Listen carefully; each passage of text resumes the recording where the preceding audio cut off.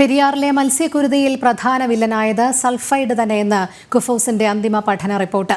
പ്രാഥമിക റിപ്പോർട്ടിലെ കണ്ടെത്തൽ ശരിവെക്കുന്നതാണ് അന്തിമ റിപ്പോർട്ട്. അതേസമയം രാസവസ്തുക്കളുടെ സാന്നിധ്യമുണ്ടെന്ന് വ്യക്തമാക്കുന്ന റിപ്പോർട്ട് കിട്ടിയിട്ടില്ലെന്നായിരുന്നു സർക്കാർ വാദം.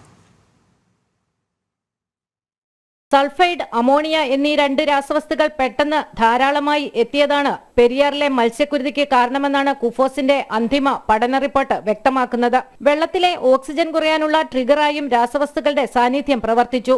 വെള്ളത്തിൽ ഘനലോഹങ്ങളുടെ സാന്നിധ്യം വളരെ കൂടുതലാണെന്നും റിപ്പോർട്ടിൽ പറയുന്നു. കുഫോസിന്റെ പ്രാഥമിക റിപ്പോർട്ടിലെ കണ്ടെത്തൽ ശരിവയ്ക്കുന്നതാണ് അന്തിമ റിപ്പോർട്ടും. സൾഫൈഡ് കൂടിയ അളവിൽ എവിടെ നിന്നെത്തി എന്ന് കണ്ടെത്തേണ്ടത് മലിനീകരണ നിയന്ത്രണ ബോർഡാണ്. അതേസമയം രാസവസ്തുക്കളുടെ സാന്നിധ്യമുണ്ടെന്ന് വ്യക്തമാക്കുന്ന റിപ്പോർട്ട് കിട്ടിയിട്ടില്ലെന്നാണ് സർക്കാർ വിശദീകരിച്ചത്.